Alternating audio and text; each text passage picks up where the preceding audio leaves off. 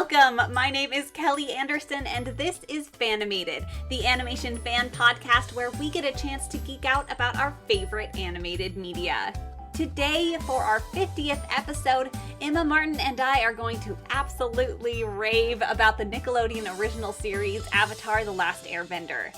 We can't wait to discuss our favorite episodes and characters, but before we do, let's have a little bit of fun celebrating 50 episodes of Fanimated.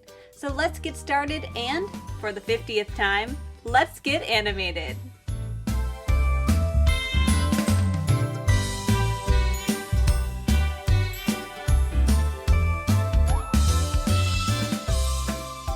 Emma Martin, hello. Hello, that's me. Hey, Emma. How are you? I am doing really well. Thanks for asking. How are you?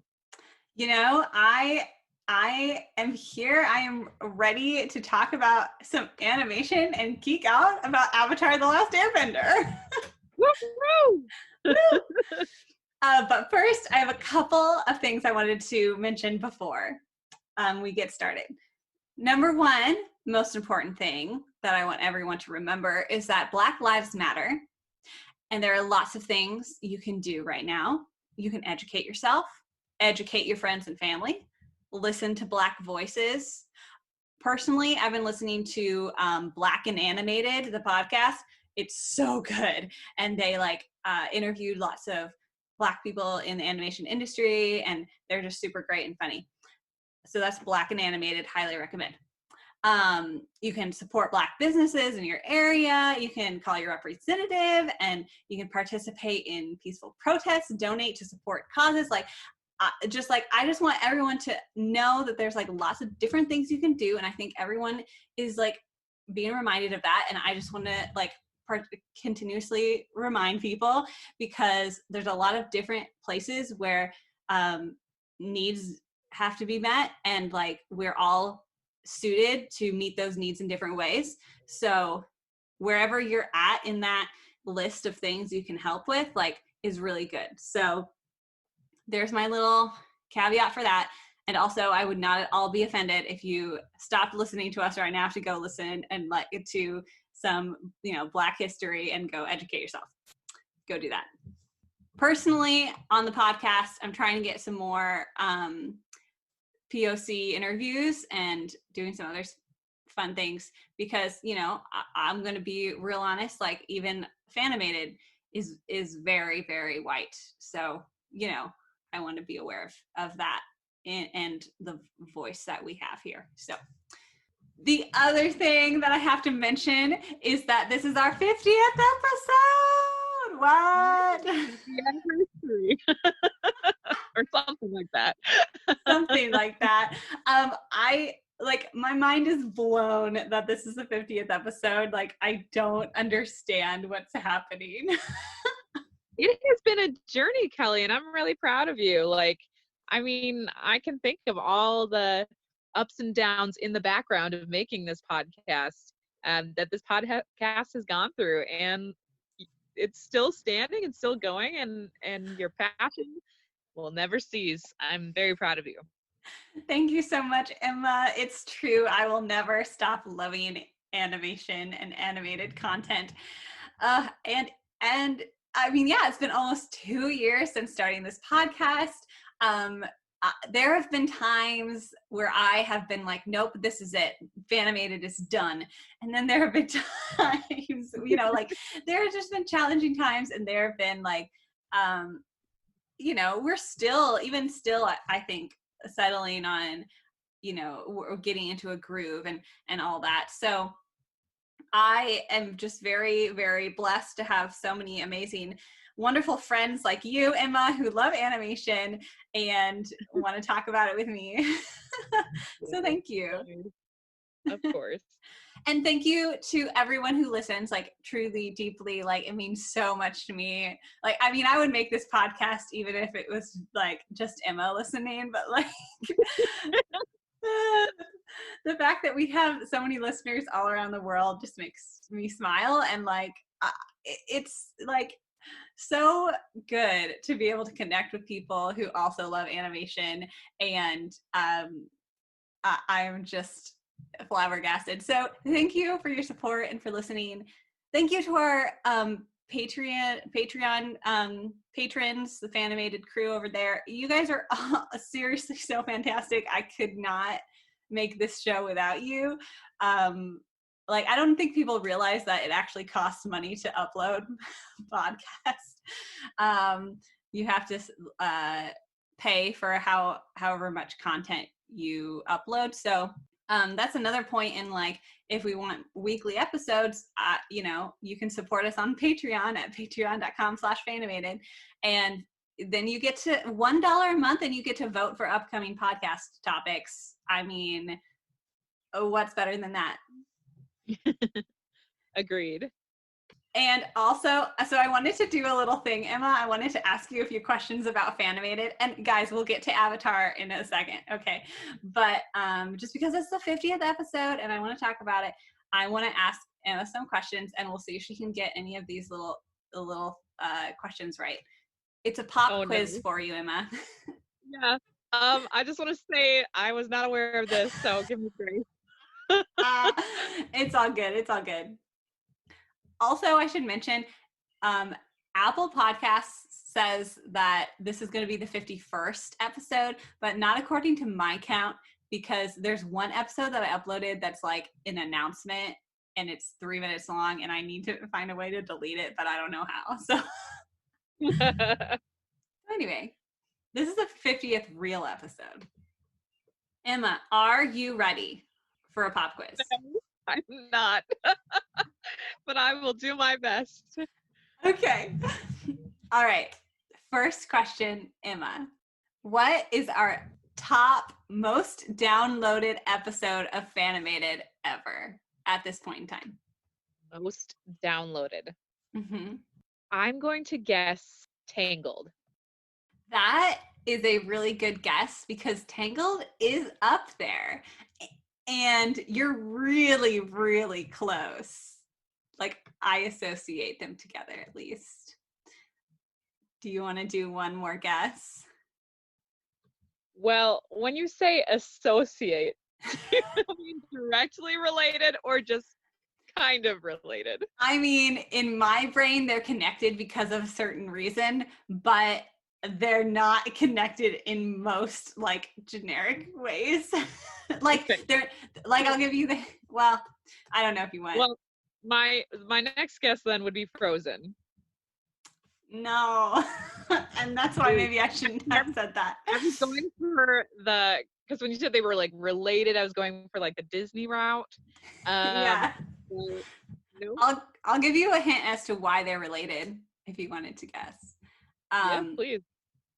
The top downloaded episode of Fanimated is related to Tangled because it was released in the same year. I feel like I should know this. Yeah, you should totally know this. You need me to say the year? Would that help you? I don't think so. Are they similar styles of animation or no? They're both 3D computer animated films. Because when I think about 2010, yep, I think about like Princess and the Frog and Brave, which neither of those are on the list. So I give up. What is it? The most downloaded episode of Fanimated as of this recording is How to Train Your Dragon. Oh, it's not. I don't know why that wasn't my first guess, but okay. And it just makes me so happy that my favorite film and is the highest downloads. Although I will say, Star versus the Forces of Evil has like rocketed to the second place in the list, and it's gonna surpass How to Train Your Dragon at some point. I know it. Wow, that's impressive. Yeah, it is. Those Star versus the Forces of Evil fans, anyone out there, woot woot, they're awesome, and they really wanted to hear us talk about it, Jamie and I. But then number 3 is Undertale. and I still have to play Deltarune, lol.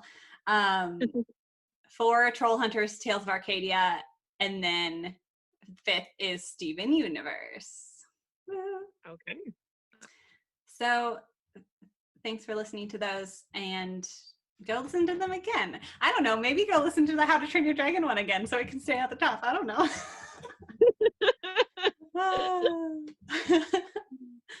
Okay, now I have one more question for you. What is the city that has the most downloads of Fanimated episodes? Can I say Minneapolis and St. Paul together? They are separate cities in this list. Okay. I'm going to say St. Paul. You are incorrect. St. Paul is number 3. Okay. Is it Minneapolis? It is Minneapolis. Good job, Emma.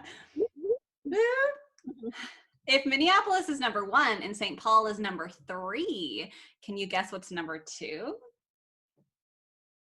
Well, I definitely don't think it's Pella. No. Although good guess, because of course those are the areas where we live. You'll never get it. But can you guess the state it's in the US?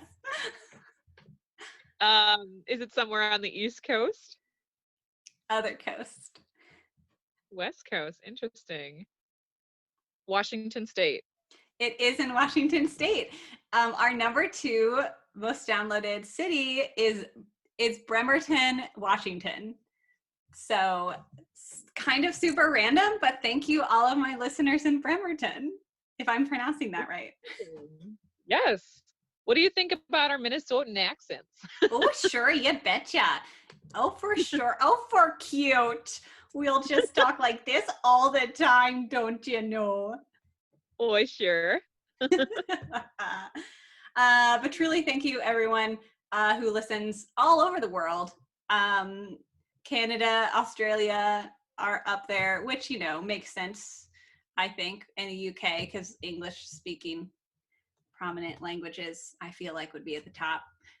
Portland, Oregon, and Chicago, Illinois are number 3 and number 4 and 5 for cities. So shout out to all those people who are in those places and listening to us. Thank you. That's incredible. I had no idea how many listeners from different areas we had. Yeah, we're all over the place. I think the most random, I was looking through the list of countries the other day, and we have like one or two downloads from Bahrain, and I was like, oh, that's so random. But also, I did like a paper in middle school on that country. So anyway, shout out. That's awesome. Okay, we've spent way too much time on that, but that's our little 50th episode celebration. Emma, you did a great job on our little quiz. So long away. Oh wait, there was one more thing. Sorry guys, this is like the longest thing ever. Introduction, I guess, is what this is. We also got an iTunes review, and you know, I like to shout out those because please rate us on Apple Podcasts, and if you leave us a review, you can tell us what shows we should watch, what episode topics you want to hear, because I'm all about that. I love recommendations. This one was from Beginnings 1606, said, please talk about Zootopia. I would love to hear y'all's opinions. Oh. I love you guys. So maybe there's maybe there's a Zootopia episode in the future. Ooh. Oh, I love that idea. Seriously, I have so many thoughts. Not saying that I have to be the co-host, but I love that movie. When that came out and I saw it in theaters, I was like, dang, this is deep.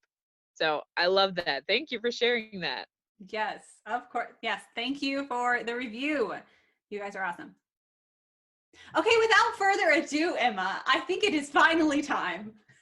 It is time. It is time.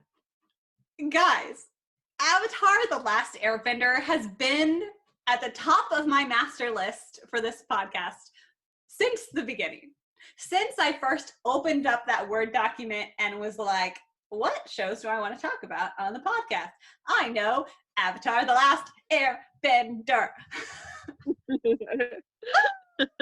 I I love this show so much, and I'm so grateful that it's on Netflix again. It gave us the perfect excuse to rewatch the whole thing, and now we can talk about it. Yay! Yes. Though to be honest, we own all the DVDs, so I mean. You could have watched them at any time. Right. I am seriously just the biggest nerd about this show. And for me, it definitely was, when I think about it, this probably was my first real like nerdy fandom that I was like just obsessed with. And it's a good like looking at it from the future, I'm like, oh little 11-year-old Kelly. Oh girl. just wait. Because this show was probably my first introduction to something more anime-esque, you know? Sure. And definitely my first like real favorite show that had like continuity and wasn't just the Rugrats or SpongeBob, you know? Right.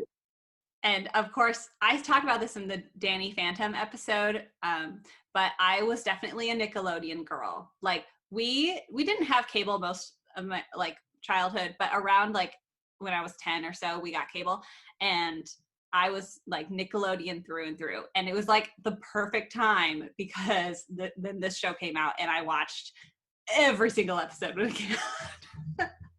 That's interesting. I didn't have Nickelodeon growing up, so and we'll talk about my experience in a bit, but for me it was Warner Brothers. That's what I grew up on. That's awesome.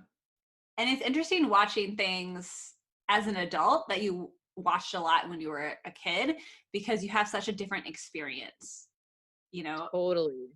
And I think that's true every time you watch something. Like it's going to be a new experience because you are a different person and you're viewing it through a different lens. I would agree. I mean, granted, I don't have the perspective of watching it as a kid, but I mean, as an adult watching it, I think I wouldn't have cared for this show as much as a kid. Really? Just knowing who I was, I'm very much like still the same person, but like I think as a kid, this wouldn't have been like the show I would have watched, even if it was a choice. So, but as an adult, I absolutely love it. Oh my goodness, yes. So when was the first time you watched it? Okay, so just to backtrack a little bit, I did watch one episode as a kid, but I didn't remember it because it was only one episode, and I didn't watch it again until I was an adult. But I remember I was at my friend's house in 3rd grade, and she's just like, do you want to watch this show with me? And I was like, I guess. Like, it just didn't look interesting to me. And I wanted to watch like the Winx Club, which is like all of the series. And we loved that show. We'd always played it, and we'd play that as a game at recess. But anyway, I remember seeing, it was the first episode we watched together. So you see, Aang come into the come in the iceberg, and then the whole iceberg melting, and so that introduction I definitely vividly remember in my head. But that was just kind of it, and then we moved on to the next thing. So it wasn't until college when I believe you introduced it to me, if I remember correctly. Is that honor mine? That I introduced you to this show? I'm pretty positive. Like, I don't know who else would have like suggested it to me. So I'm pretty sure it was you. Good. But I watched through all of it. Absolutely loved it. And then after college, I remember watching it again, just binging through it. And then a couple of years ago, I went to Thailand, and it was so cool because on like your Netflix options change depending which country you're in. Right. And in Thailand, Avatar was on Netflix. So I was like, yes, we're going to watch this through again. Yes. And then this last Christmas, I got it for as a gift on DVD and just watched it all again. Then my roommate is currently going through it, and I've sat in on a couple episodes, but I just never get sick of it. Mhm. With its story so true and moving, like a balance of comedic and dramatic and very moving moments, and all these characters that develop, like all these key aspects, like that just make me want to keep watching it. I would have to say that out of all the animation that I have watched, this is probably one of the most impactful animations I've ever watched. Like, as I just explained, I will watch it again because it is that Mhm. good and that meaningful to me. Yes. Yes, truly. It is so impactful and it's so deep and rich, and it really truly what I love so much is that they take their audience seriously. Like, children are smart and they can grasp a lot more than a lot of writers assume. And I really, really appreciate it when animated content that's targeted towards children understands that and creates these beautiful works of art that clearly tons of adults absolutely adore and love. So I should do a brief synopsis if you, for some reason, haven't seen Avatar: The Last Airbender. um, Seriously, go watch it. It's on Netflix right now. You have no excuse, unless you're in a country that doesn't. It doesn't. It's not there. I'm sorry. Sorry. It's only like what, like $30 for the DVD set. I don't even know. Yeah, $30 probably. It's your money. I'm not going to pressure you. Whatever. It's totally worth the price, in my opinion. Anyway, so the basic premise is there's this world, because I think I have to explain the world before I explain the story. The premise of the story, there's this world. There's a world. You're not wrong. I'm not wrong. Good. Okay, in this world there are four elements that kind of represent four different nations. There's the Fire Nation, there are the Water Tribes, there's the Earth Kingdom, and then the Air Nomads. And within each of these respective civilizations, the peoples of those civilizations can bend whatever element that they are born into. So if you're from the Water Tribe, it's possible that you're born with the ability to bend water. And bending is basically they use like kind of martial arts movements to manipulate the element that they're associated with. So if you're a firebender, you can manipulate fire and have it do cool things, and etc. There is one person on the earth. They don't call it the earth, the world. There's one person in this world called the Avatar. The Avatar is the only person who can bend all four elements. And the Avatar is also the bridge between the physical world and the spiritual world. And there are all these sorts of spirits and things that like kind of coexist in a separate layer of reality with the physical world. The Avatar is, and I realized there is so much there's just so much backstory. There's so much world building. There's so much going on. But basically, to narrow it down before we go deeper, Aang is this 12-year-old kid who is an airbender, and he is the Avatar. When he found out he was the Avatar, he ran away from home. He got caught up in a storm and basically ended up as a frozen ice boy for 100 years. During that 100 years, the rest of the world went into war. The Fire Nation is all the Fire Nation is all, we're the best and we could make the rest of the world the best because fire is the best element and we're like elementist, I don't know, and is basically taking over the entire world. And it's been that way for 100 years. So then we go small, and it's Katara and Sokka, two Water Tribe siblings. They find Aang, free him, and basically are like, all right, you're the Avatar. You need to master all 4 elements, and then you need to defeat the Fire Lord. And that's like the basic, very top surface level, basic story. That's the premise. Even though I say it's basic, and that just took me like 10 minutes to explain. It's complex though. Like, I mean, a lot of these episodes are just, you know, these little pieces of his journey that get to that overarching plot. And I think that was a great summary, Kelly. Thank you. Thank you. You can take a breath now. Yes. I should note, like, all of this stuff, and there's so much lore, there's so much like understanding the characters. What's so great is that they just delve deep into every little bit. This whole story is like 3 seasons long, and like even the whole first season is basically exposition with a battle at the end. Like, that is it. That's the first season in a nutshell.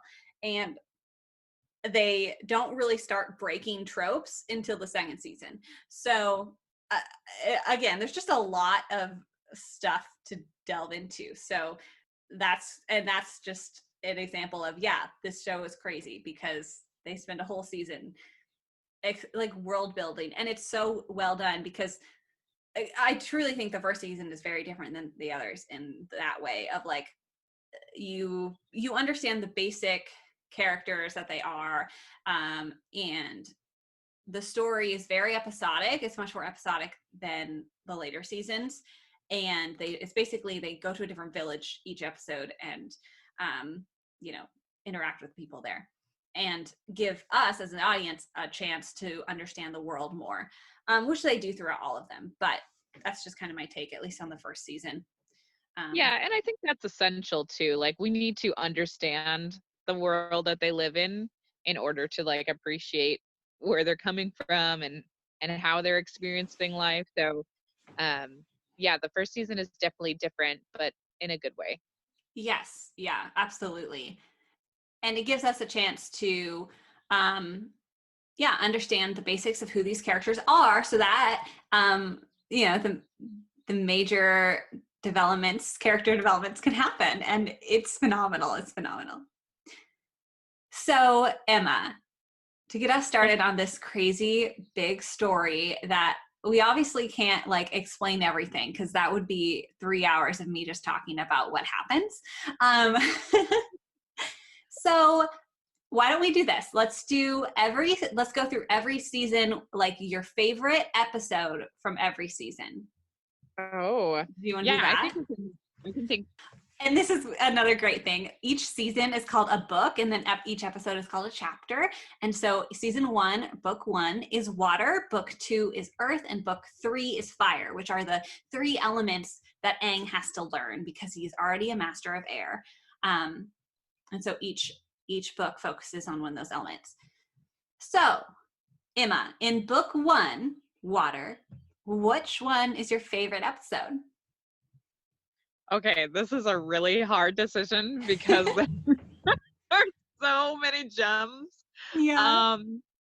But I have to say, I really love the Blue Spirit. Yes.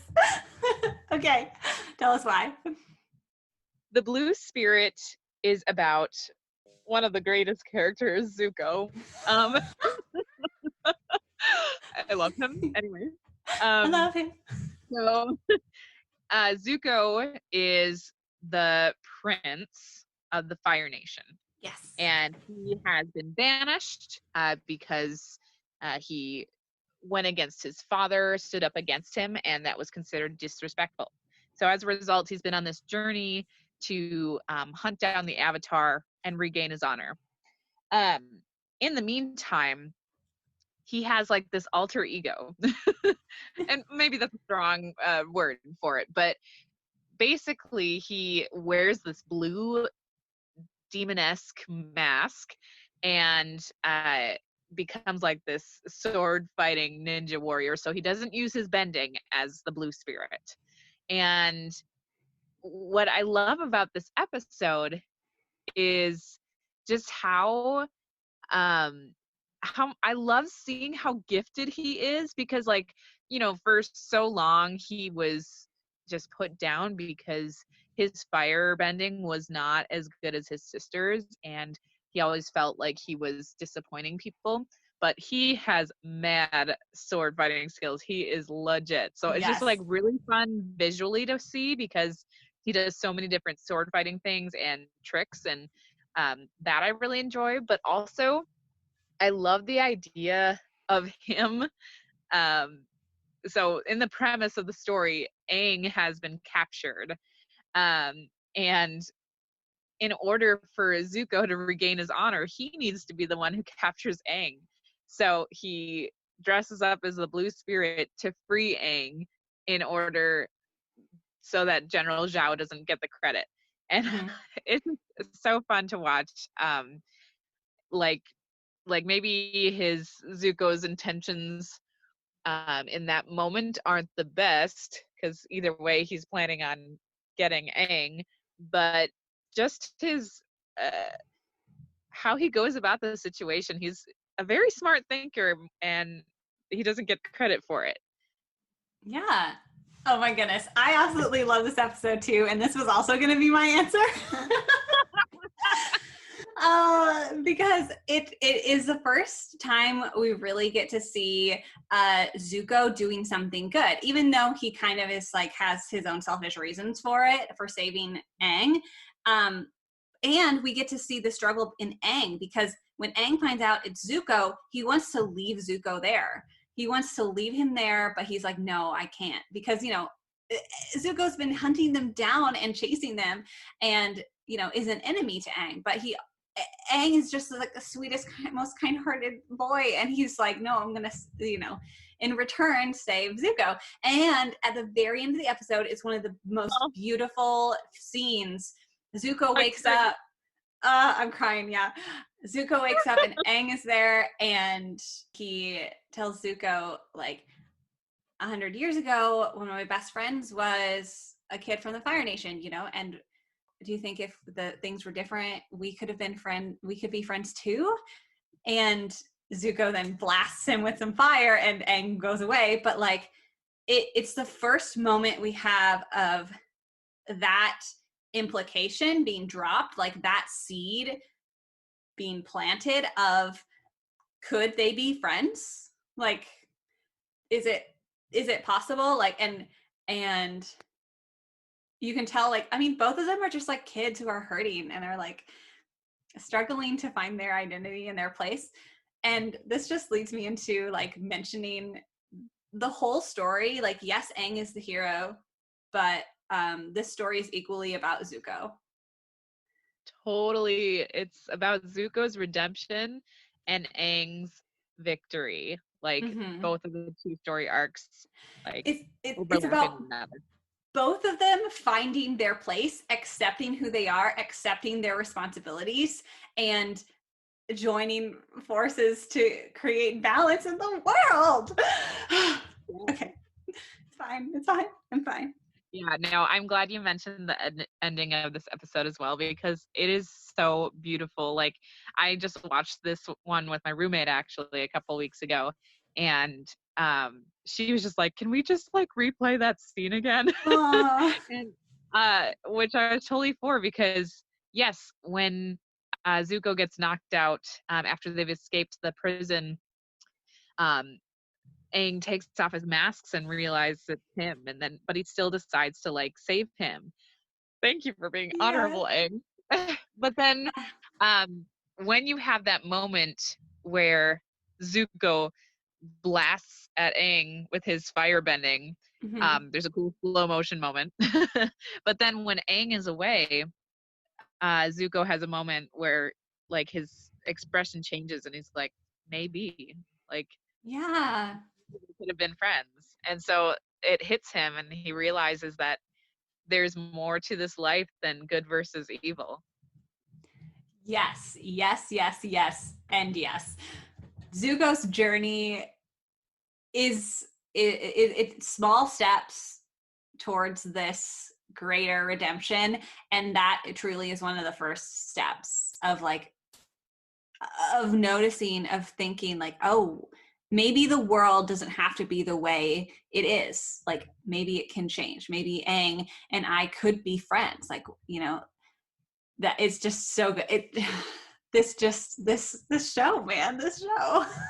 It's so good because I think it's a very relatable topic. You know, we've had hundreds of years worth of different wars and issues like within all kinds of countries, and it just takes only a couple people to like see perspective and realize, hey, if we reconcile, if we work together, we can actually like have a better life, have a better situation. Like we can work together and bring balance to this world. So it's just like a very relatable topic, and I just love that idea of these young kids like seeing both sides of the story and realizing like we can make a difference. Like it's not, you know, tradition tells us that like things will always be the way they are and you can't change it, but their experiences in the world teach them otherwise.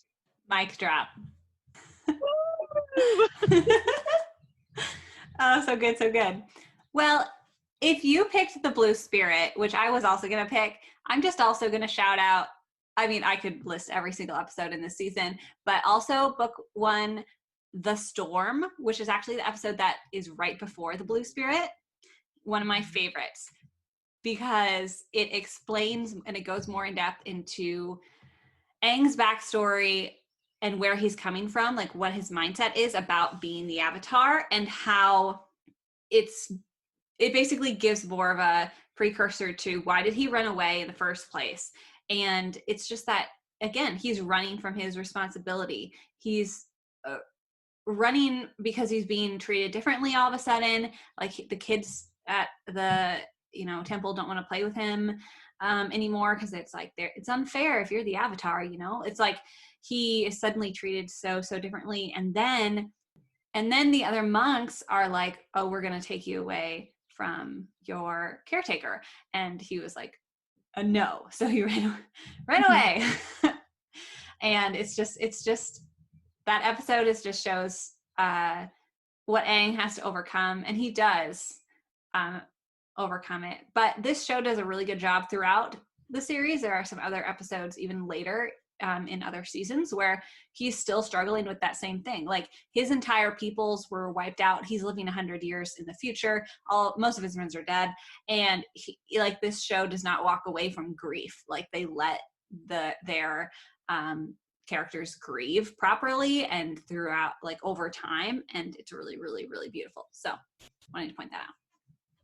It's very powerful. I mean, you have everyone from Sokka and Katara mourning their mother who was killed by Fire Nation, to Aang losing his whole people, like a genocide. It's so real, and like I don't know if like kids pick up on it or not, and maybe they do, but like just seeing it as an adult, you're like, oh my goodness, like this is real. And I love that they address their grieving process as well, because that is so important to being human. Like we need to take time for that. Exactly. This show does not shy away from big issues. No. Great. Let's move on to book 2. Emma, do you have a favorite episode in book 2? I don't even need to think about this one. For me, it is the library. Ooh. The library is my favorite episode. Tell us why. So by this point in the journey, Toph has been added to the group, and the group goes out to the desert to find this ancient library because they're looking for a way to bring down the Fire Lord. And so they eventually get to the library and are able to find an answer. But what I love about this episode is not only like do we have top blind jokes, which just crack me up. Yeah, can we talk about those for a second? Because this show's humor is my favorite thing. Like, it's still funny. Like, as an adult, I am crying laughing because this show doesn't just make like poop jokes or something, right? Like kids shows sometimes do, and I'm like, no, these are like clever, hilarious things. And Toph being blind, they do not shy away from that. It is the freaking best. Like, Yes. I don't remember what episode it's in, but they're on Appa and they're looking at a map or something. And someone asks her a question about it, and she's like, I don't know, I'm blind. You guys keep forgetting that, because she can kind of see with her feet because she's an earthbender, so she can like feel the vibration, so she knows where people are at and that kind of thing, but she can't see the surface of stuff, which just, they create so many funny moments about that. And like, because she can't read, she can't like see stuff in that way, so it's so funny, it's so good. So funny. Yeah, so in this particular episode, she talks about how libraries aren't really her thing. I've felt the book before. It's whatever. Yeah. But my favorite blind joke is they're flying on Appa across the desert, and all of a sudden she exclaims, "There it is!" And then all of them look and they're like, "Where? And then they all look back at Top and are like, "Hey." That's what it will sound like when one of you guys discovers it. Because of course she can't see it. Oh my god. So funny because everybody is like tied in, like they are looking for they're like, what, where? And then they all like have this evil glare at the same time. It's so great. So good. So yeah, so I love it because of those aspects, but also the idea that Toph has to make a decision whether to hold up the library or save Appa. That's like a crucial point, especially since Appa is their flying bison. Like, he's a key role too. And also just the process of being in the library. I love the owl that's like the guardian. I think he's such an intriguing character. Yeah. And then just the idea of Sokka and Aang, like figuring out the um, the solstice and moving the pieces to find the key to defeating the Fire Lord. That's just a really fun element. Absolutely. It's such a key piece of the plot, because when they find that there's a solstice, they that's the entire that's like a very important in-game piece of like, well, we need to use that, the day of Black Sun, we need to use that to defeat the Fire Nation. And having it set up so early, it's like a whole season before I even get to that. And that moment when they are like turning, they've got this huge, what's the word for the thing that they're in, like there's a word. It's like a planetarium, but old fashioned. Yeah, when they're in the planetarium and they're turning the dials and they're checking all of the days, it's really high stakes, and it's really like because the owl is like making the library sync, and it's very, very scary. Like, the owl is like scary and awesome. And that's what I love. It's so intense in this episode. Definitely. For sure. I love it. And then it ends, of course, with they're stuck in the desert and there's nothing around them, and goes into the desert episode, which is hilarious because they're all like dehydrated, and right? Sokka is like drinking cactus juice and being ridiculous. Oh. It'll quench ya. It's the quenchiest. It's the quenchiest. I should mention, and this isn't because it's my favorite episode, but I want to say just a little thing about Aang. When Aang discovers that Appa is gone, he has like a complete freak out. And that is so unlike Aang. Aang is like this peaceful monk. He is like really chill and very, very positive, pacifist. But when his bison is gone, he's like his best friend, his animal guide, his, you know, his appa is gone, and he is so distraught. And that episode, and I'm pretty sure this is true, y'all can, you know, message me on Instagram or whatever if I'm not, but this is the only instance I know of that Aang actually kills something. When they get to the giant wasp nest, and one of the wasps things like captures, like takes Momo or something like that. Anyway, he was like totally fed up at that point, because he's like, you know, you can't take my friends away from me. These are all I have left, all these things, you know. He chases after that creature, throws a huge like wind slice at it, and you just see it in the distance, like slice, you see part of it come off, and it falls to the ground and it's dead. And I was like, when I rewatched that, I was like, oh my gosh, did Aang just kill something? Like Aang, right. Like, because he beats a lot of people up, but he doesn't kill anybody. He never kills anybody, and that's like his whole journey at the end of like, well, I don't want to kill anybody. That's his whole struggle. And then I was like, oh dang, yeah. So don't mess with his bison. No, don't mess. Otherwise he'll go into angst mode. I got you there. That's so good. That's good. That's good. I really love the quote when the owl says, do you think you're the first person to believe their war was justified? Oof. That's probably my favorite quote in the entire show. And it's another example of they do not talk down in this kids show. They talk about real issues. And I still am just floored when that comes up. It's just like, yeah, it's very pacifist, this whole show. It's great.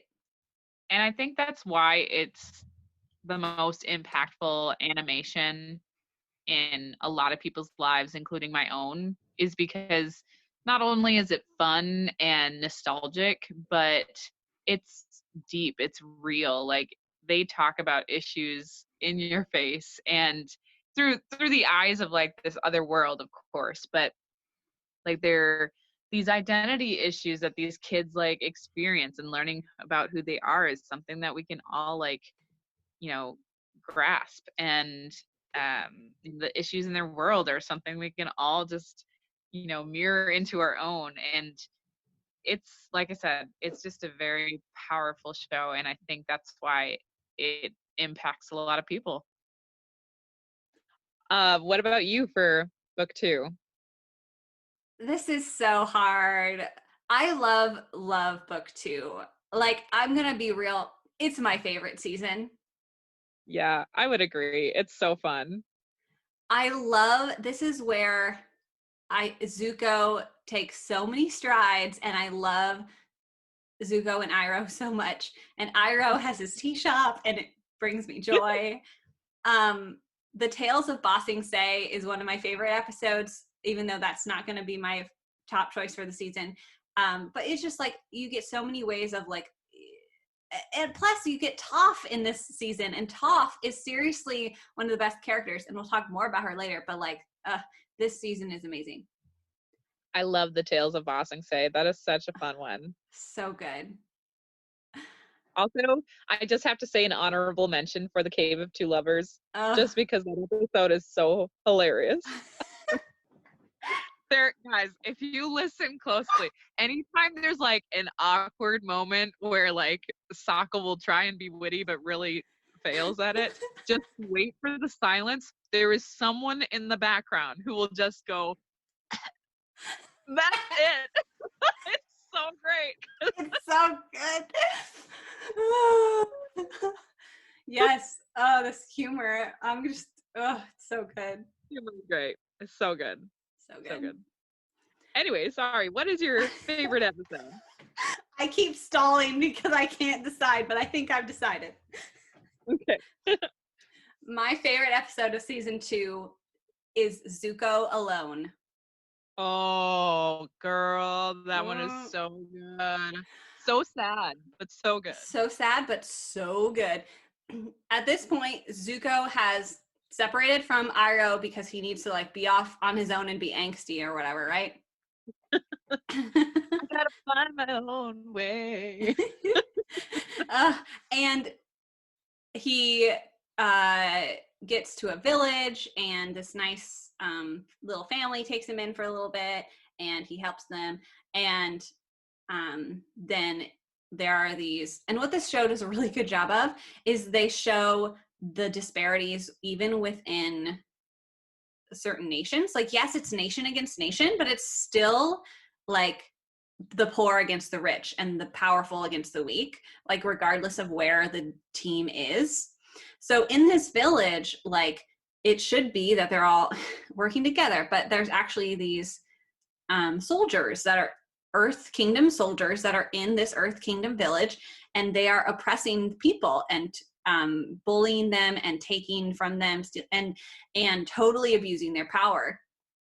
And so Zuko actually fights to protect this kid and save this kid. And what's happening underneath all of that, like that's just like what's outwardly going on. What's inwardly going on is that Zuko is, you know, still beginning his struggles with himself and like who he is, and his journey of redemption.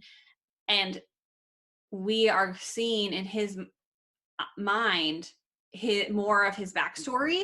So we get all of his interactions with his mother. We get his mother saying goodbye and disappearing.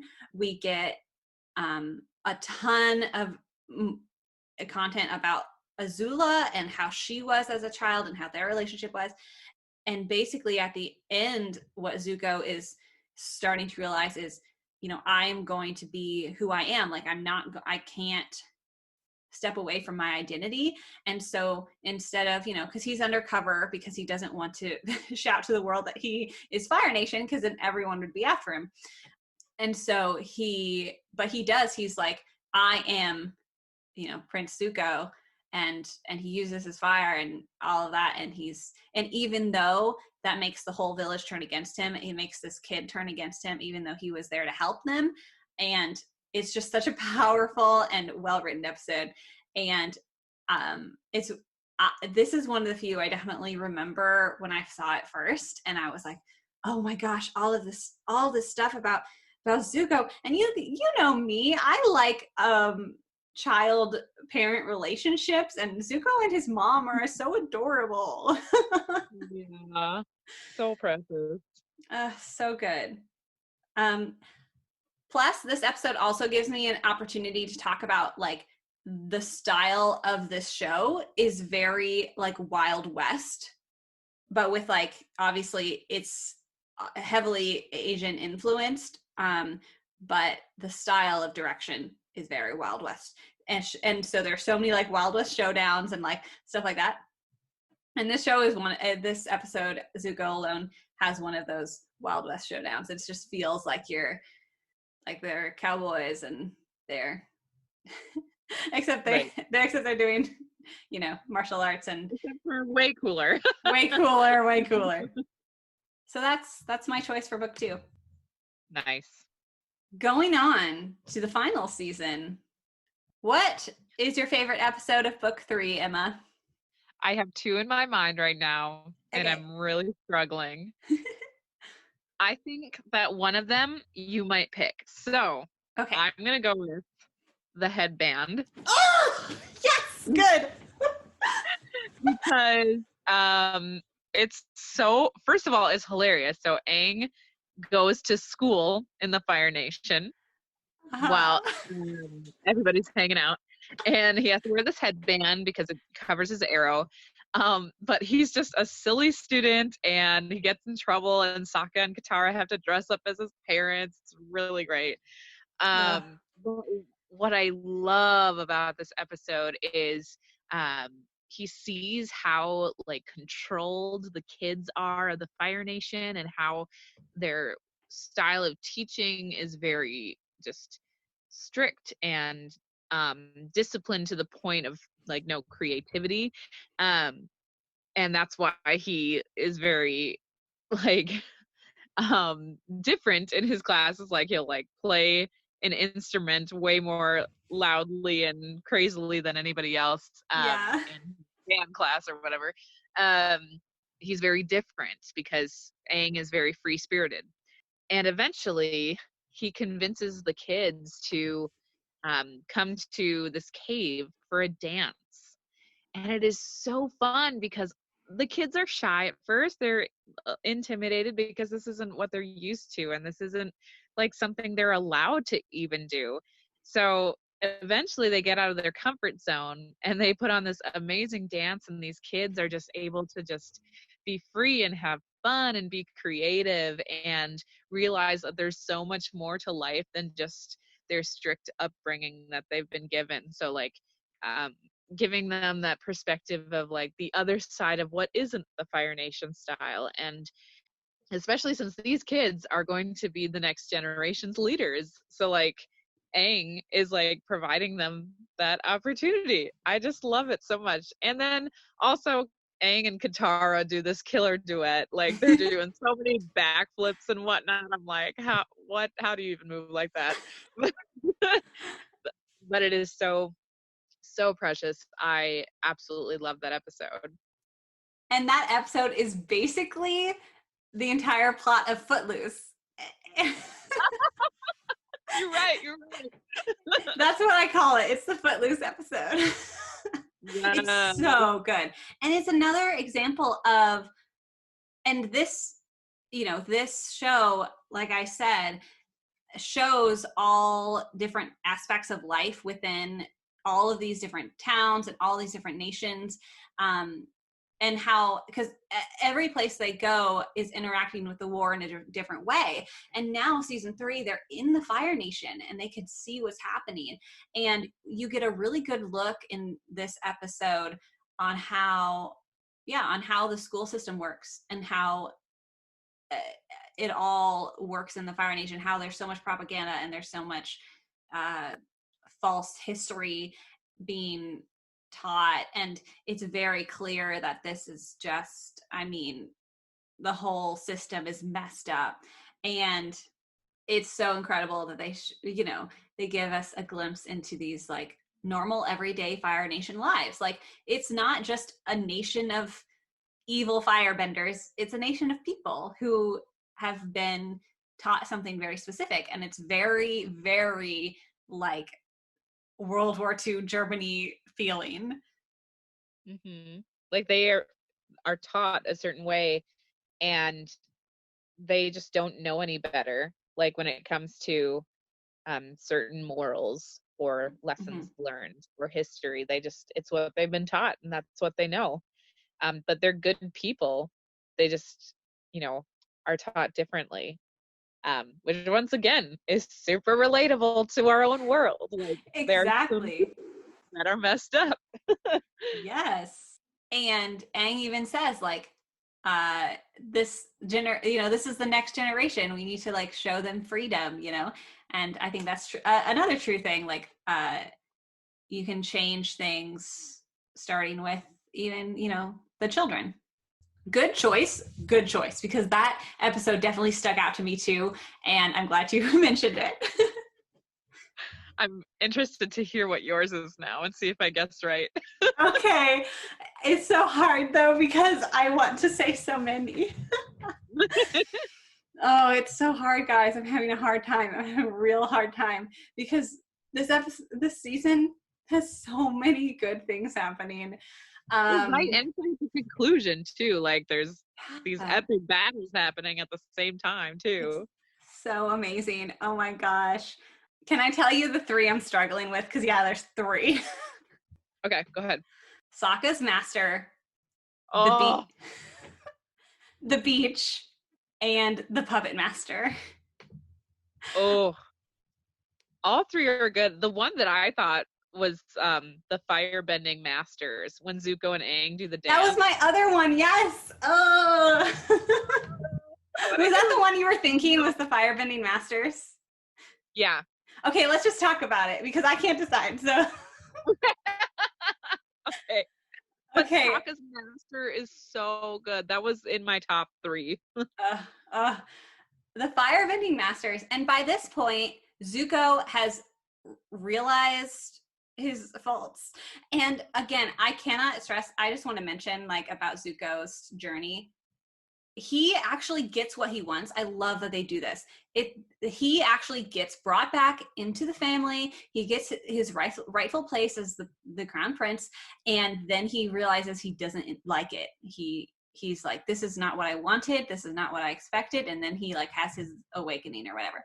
So now he's with Team Avatar and he's teaching Aang firebending, and it's great. But what's so perfect about Firebending Masters episode is that Zuko is now with the gang. He's trying to teach Aang, and he can't firebend very well. He's like, what is happening? It's because Zuko has always just used rage and anger to fuel his firebending. And now that he is more calm, he's taking after his uncle a little bit and like taking a chill pill. He can't produce his fire like he used to. And so it's the first of many Zuko field trips. Field trips with Zuko. Where Zuko and Aang go to find the original source of firebending, because there's an original source for all of the elements. And for fire, they know of this civilization, this old Sun Warriors civilization that were the first firebenders. So they go to those temples, and it feels very like Aztec-y, it's very cool. And they let them meet the Masters of Fire, and it's actually 2 dragons.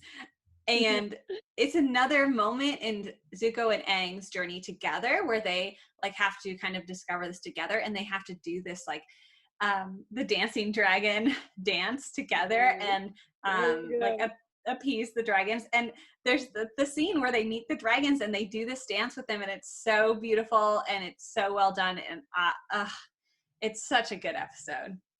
And it's that visual of both of them working together, like because they both have to do the dance together. It's so beautiful. But I also love how when they reunite with the group, they're like, look at this cool movement we learned. And they're like, oh, so you learned to dance? And they're like, it's not a dance. Right, it's a firebending technique. And then Katara's like, oh yeah, what's your firebending technique called? And Zuko's like, the dancing dragon.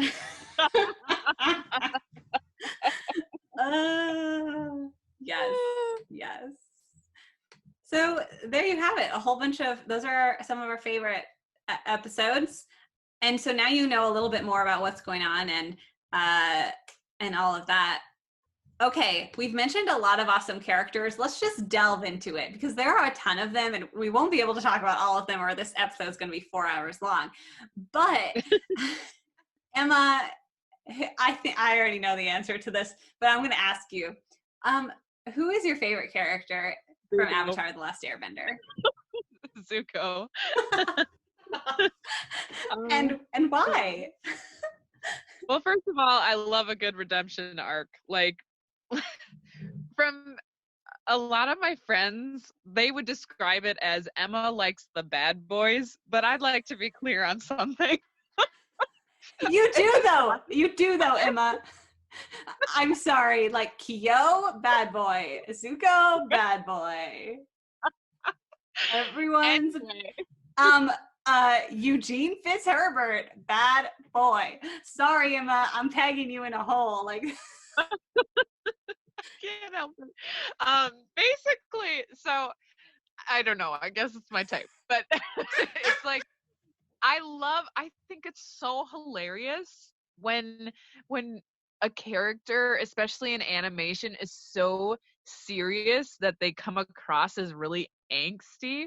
Because like you like put it into perspective and you're like, oh honey, like I know this means a lot to you, but you gotta chill out. It's gotta be okay. Like I just want to be that person who's there for them. And it's just like, yeah, I think you need to look on the bright side a little bit more. I think you're being too hard on yourself. But I love Zuko because of his character arc. He is experiencing a lot of hurt from like being abused by his father. He's experiencing grief from the loss of his mother. He's experiencing insecurity and just not knowing who he is, and thinking that his goal is to get honors so that he can please his dad again. But really what he needs is to just um, learn how to love himself for who he is, um, and then the world around him. And so his character arc is just so wonderful, because he doesn't get it right away. I mean, like, Mm. he goes through different trials, and his uncle Iroh, I love Iroh because he's so supportive of Zuko, no matter if he's in the worst place or the best place. He's just there to support his nephew because he believes in him, and it's like his own son. Yeah. Love Uncle Iroh. So Zuko, I mean, like I said, he doesn't get it right all the time. He goes through these trials, and I mean, eventually he abandons his uncle and decides to like be reinstated as the prince because he thinks that's what he wants.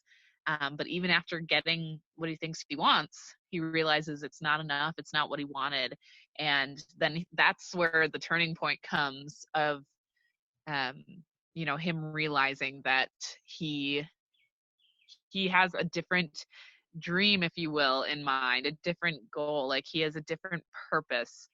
Yeah. So I just absolutely love his story arc. It's so good. And I just think he's so hilarious in his angst. Like, he's just so funny. Also, like, I just love when he's like joined Team Avatar and Yeah. he's just trying so hard, but he just doesn't know what being friendly is or what being nice is. So he's just like trying his best, but it's really not coming across well. There's this Mhm. moment where he's talking with Sokka because they're like the same age, these teenage boys. Oh my Sokka's, gosh, yes. Sokka's just like, yeah, well, my girlfriend turned into the moon. And Zuko's just like, that's really rough, man. No, no, no, Emma. No, you gotta, it's this. That's rough, buddy. That's rough, buddy. That's a meme right there, man. It's so funny. It's so good. Oh, it's my favorite line. It just, every time that one comes up, I am crying because I think that is so funny. Oh my gosh. I could go on, but those are the big reasons why I love Zuko. Zuko is seriously phenomenal, and it's so hard to choose because I love all of these characters equally, but I would probably agree with you. Zuko is the best character. At least I love his story and his development, and oh my goodness, like I just echo everything you just said. Um, it's absolutely phenomenal, and again, like it was just one of my first experiences watching content that was so deep and like explored, you know, this deeper development arc for a character like him. And I think that's true of a lot of people, and why a lot of people love this show so much, because it did something so different than any other show on television at the time, that I remember. It wasn't just frivolous but fun and good, like episodic content. It was like, oh, we're actually going to delve deep into this character and his motivations, and and have him change for the better. And while we're talking about Zuko, there are a few things, because you know what I'm about to say, right? Zuko has issues, and he just wants to make his dad proud. Okay. Oh, here we go. And technically, I guess I can't necessarily compare him to Hiccup, because I watched this before How to Train Your Dragon was even in existence. But so maybe this is where it all started, guys. Maybe Zuko is the cause of my obsession. I mean, he's a cause of mine. Well, Emma, you're hilarious. Oh my gosh. But yeah, like I absolutely love his dynamic with with his sister, with his parents, like with his history. I die with like connections like to ancestry and stuff like that. And I'm sorry, when Zuko finds out that his great grandfathers were the Fire Lord who started the war and the past Avatar respectively, I lost my little 14-year-old mind. Like at that point, I was probably 14. I was like, excuse me? I can imagine 14-year-old Kelly saying that. Excuse me? Like that, even like obviously throughout the whole show, this show is definitely about Zuko, but at that moment I was like, oh yeah, yeah, no, this show is not about Aang. This show is about Zuko. Because he's even Which don't get us wrong, we absolutely love Aang. Just want to throw that out there. Love Aang. We'll talk about him in a second. But Zuko, clearly, we need to talk about him. But I love that dynamic of, you know, he has both. It's a very clear representation of you have both good and bad inside of you. And I just freaking love that it connects him to Aang even more. Like, it's about them. It's about their relationship. And it, like, adds another layer of, like, Aang is so connected to Zuko in that way because his past life was his great grandfather. Like, it's so cool. It's so cool. It blows my mind. Even now, I'm like, oh my gosh. Yeah, absolutely. And it just makes reconciling the past even more significant for the two of them. Absolutely. It's because Zuko truly is the combination of both of these things coming together. It's like his great grandfather started the war, but he's going to end it. And like Avatar Roku couldn't prevent the war, but Aang is going to help resolve. And it's so good. It's so good. I love them. And side note, like I just love the Aang Zuko relationship dynamic. I really, really, really, really wish in some way, I don't know, like, yes, the show ends, everything is good, Zuko is the Fire Lord, and balance is being restored.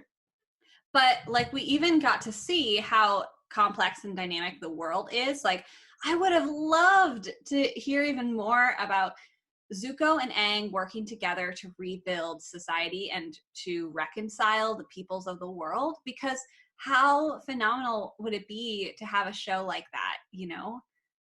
We clearly need that right now. And like, but just like in general in life, like it's so easy for shows and stories in general to just end after the big battle. But like, it's what happens after the big battle that I think is even more fascinating, you know? Mm-hmm. Right. And I think the director's vision in that was to, you know, leave that up to the imagination of its audience. Mm-hmm. But I understand what you're coming from.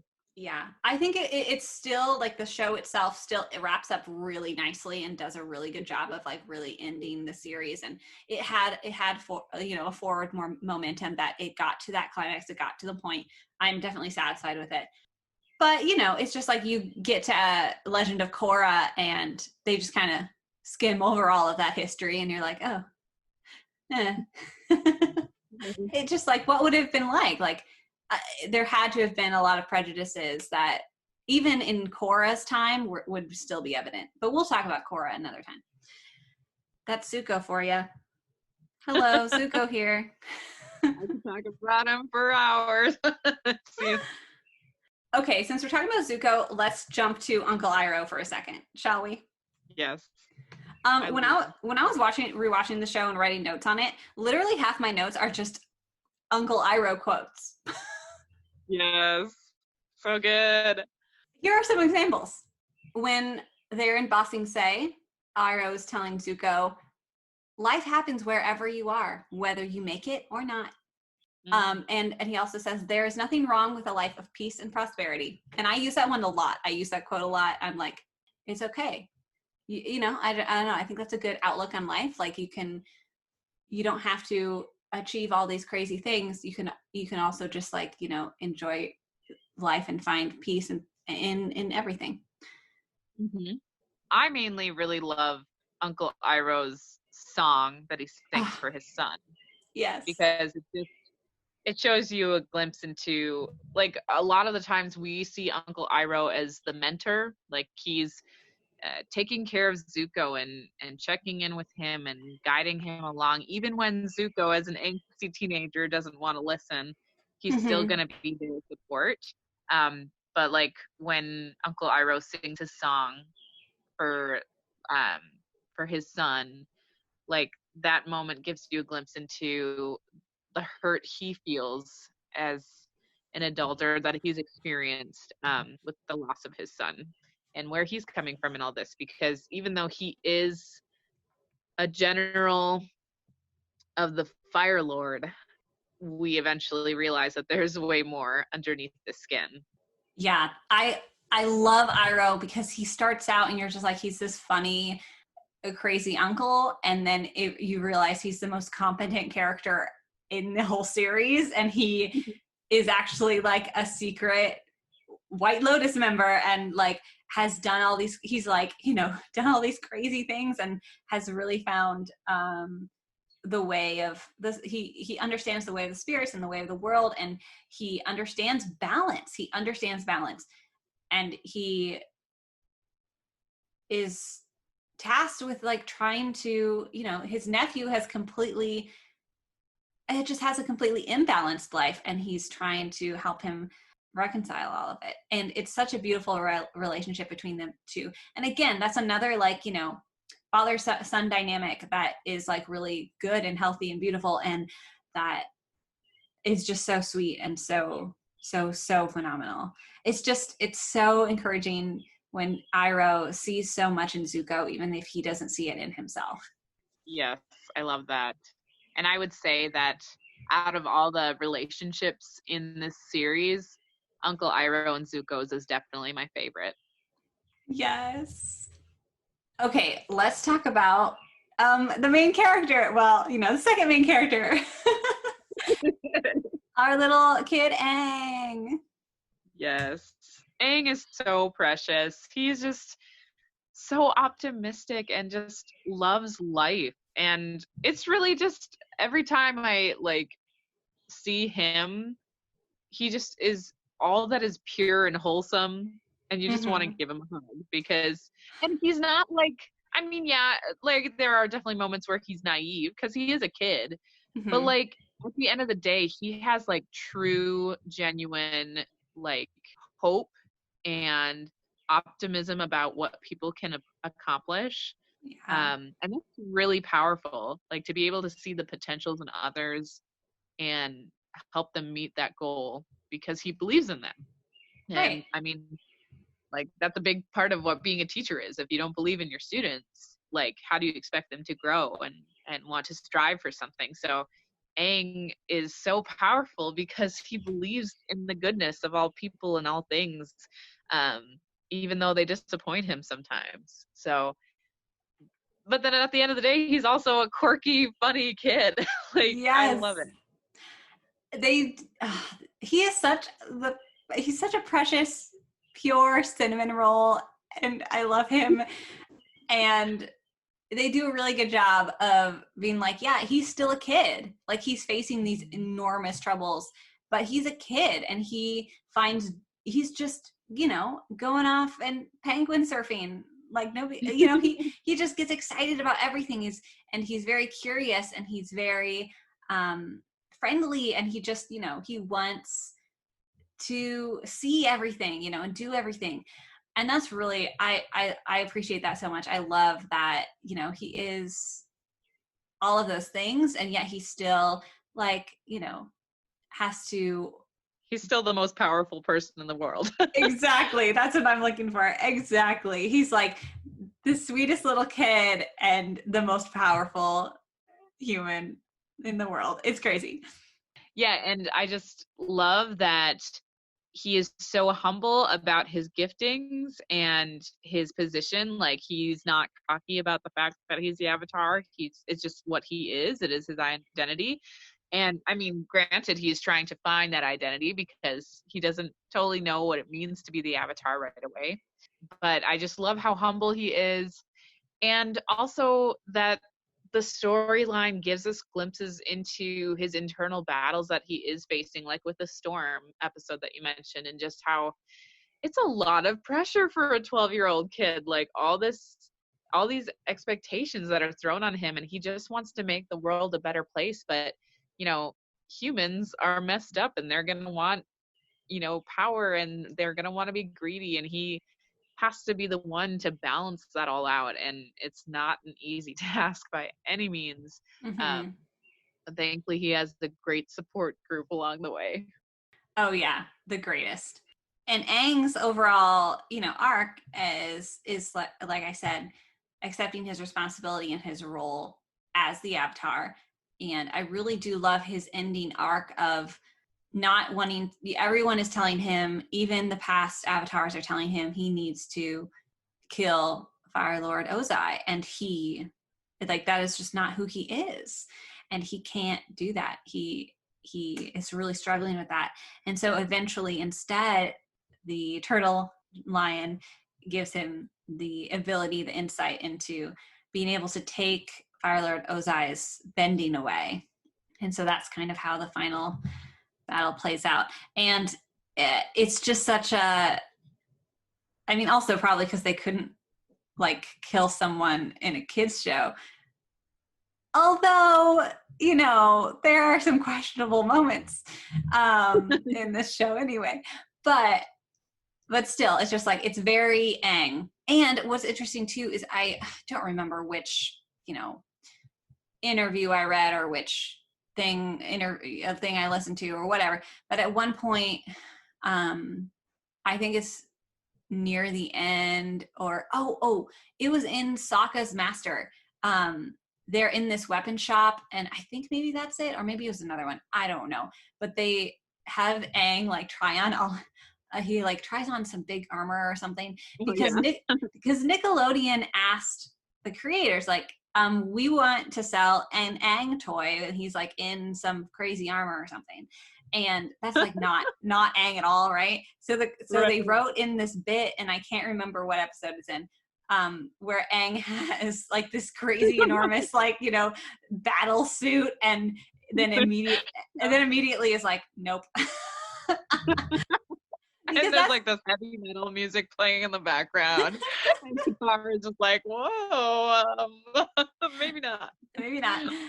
And that's just like an example of who Aang is. Like, he is an airbender. He's free. He's laid back. He is carefree.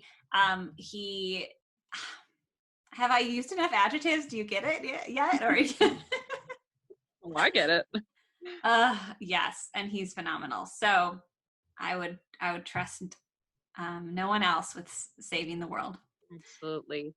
And I think one of the pieces of his character arc that I love is when he's clearing out the chakras in order to be completely ready to be in the avatar state. And the one that he struggles with the most is letting go of Katara, because he loves her, and yes, like he has to like mentally let go of her in order to fully embrace this avatar mode. And it is a battle for him because he cares about people, and especially Katara. And I just find that whole arc really moving. It's so impactful, and again, it's another example of Aang doesn't want to give up who he is. Like, and part of who he is his relationship with Katara, and that's really precious. So, also, I just love it when he goes into avatar mode, because I call it angst mode. But angst mode, avatar state. Yep. Because he is just so freaking powerful, and you're like, holy crap, who is this guy? It's amazing. It's so cool. He like gets to use all of the powers from the past avatars, and they help him, and so his eyes glow and his tattoos glow, and he's just this. That's really when he is like the avatar. Whoa. So let's talk about Katara then. Going through our team avatar list, Katara is Man, how do you describe? She's like she's very caring and kind, and she can't turn her back on people in need. She is a super awesome waterbender. She is very passionate about justice, and she is a good friend. She's just a good friend. She listens and she cares and she's patient, and she really helps hold the team together, I think. Like, she's the glue. Absolutely. She's definitely the super glue. And I would say she's like the person that you just want to be best friends with, because she is loyal, she is caring, and she looks after the others. And I mean, she's kind of the mom of the group, basically. Yeah, she is, for sure. And one of my favorite things about her arc that I love is when they get to the Northern Water Tribe, and she wants to be taught by the master of waterbending as well, so that she can learn and be helpful. And this is part of her identity. She wants to bend and learn more. And then in their culture, it's like only the men are taught, like, fighting skills, and the women waterbenders just learn healing. And she is not about to take that line down. So she Good for you, Katara. Good for you, Katara. So she stands up for what's right and stands up for her rights, and she is able to train with Aang. And the greatest thing is that they kind of fast forward through time, so that they have completed their training, and she ends up being like the best bender of the whole class. Like, Absolutely. she's beating everyone. It's so good. She's great. She's a rock star. And then she also like goes on to help Aang a little bit with his water bending too, because even though he's like mastered it, she's had water bending for a little longer. Mm-hmm. So she's still able to help guide and practice with him, which is great. Exactly. Okay, so let's talk about her brother, Sokka. Yes! Okay. The realist of the group. I love Sokka so much. Like, I cannot explain. Well, actually, I can't explain, and I'm about to.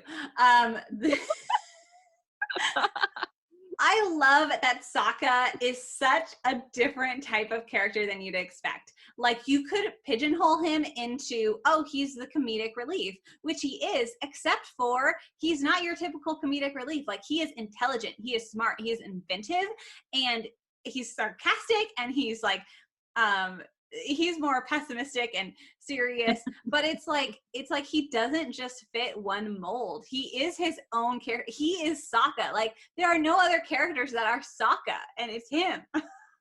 Right. Yeah, no, he is his own being for sure. Because like, he does care, and he like is very passionate, but he's also like super realistic about things and scenarios, and usually like tends to think the worst of scenarios. But I mean, that's where we get the humor, is because he's very serious about all this stuff. Yeah, he's super well-rounded, and yeah, he's the eldest of Team Avatar. He's 16, and he's kind of like the leader, and he keeps them on track. He unlike Aang, doesn't get distracted by giant koi fish, and so and he's a strategist. He's like thinking about the worst possible scenarios, sure, but he's thinking about how to avoid them and how to keep everyone safe. Like, he is very practical, very pragmatic, and his humor is just gold. I am here for it. Like, Avatar is not Avatar without Sokka, because he's fantastic. He brings so much joy to me, even though he's not necessarily joyful like Aang is. It's more just like, his humor is so great. I'm not gonna lie, 12-year-old Kelly for sure has had a crush on Sokka, and honestly, nothing has changed. So do not. He's great. Also, he would be nothing without his boomerang. Let's not forget that. Okay, guys, and this is something that's interesting too, is that there's a very clear, like, weird dynamic in the world where it's like there's benders and there's non-benders. Sokka is a non-bender, and he's the only non-bender of the group, I might add, which is like, hello. But he has a boomerang, and that's like, he uses other weapons too, but his boomerang is his trusted weapon, and it's so brilliant. And all of his adventures with boomerang it always comes back. There's one episode, I cannot handle it. He gets captured and his boomerang gets taken, and then later, like at the end of the episode, later in the episode, he is escaping and the bag gets thrown around and it lands at his feet, and he looks and the boomerang is in there, and he's like, boomerang, you do always come back. I just watched that one the other day. So good. It's so funny. I cannot. And of course, Sokka is also dealing with like he of who he is too, his identity, and he wants to be a leader, a man. Like, he wants to prove that he is a warrior, and he does, and it's brilliant. And like I said, he's also a strategist. Like, all of the strategies, he's the strategist, of the group, and he helps invent things like the hot air balloon, stuff, and like all these things. He's very inventive, and he's like, oh, here are these like bomb blasts. Let's use that and make it look like firebending, or like just, I could list so many examples of like, he isn't just like, again, it's just, he is intelligent. He's not just, even though he can be a dork sometimes, and there are a lot of funny situations about that, but it's not for lack of intelligence. It's maybe just him being too serious. Okay, so the last member of Team Avatar is, of course, the one, the only, Toph Beifong. Woo! Yes, the blind bandit. Blind bandit. She is the blind earthbender. She's comes from a wealthy family, but her parents like keep her locked up and safe because they underestimate how awesome she is and are very overprotective. But actually, in reality, she's secretly like a pro bender wrestler person who like is throughout the series, you discover she literally is the best earthbender in the world. Like, period. End of sentence. Like, she invents metal bending. Hello, the coolest thing to ever happen in a show. I lose my mind every time, because it's originally like, oh, earthbenders can't bend metal, but then she's like, oh, every even metal is just purified like earth, and so it's just so cool, that episode. And then she like she rips, because she's in this metal cage, and she rips it open, and she's like, Toph, you are the best, or something. And then it's like, yes, Toph, you are. Yes, because even though her family and others haven't been confident in her because they underestimate her, she is confident in herself for what she can accomplish. And I love that, because she's, in the eyes of an outsider, she looks like a little girl, but she is still the bomb.com. I love her dynamic in the group because, Sokka can be really pessimistic, but he's pretty just realistic in general about the situation.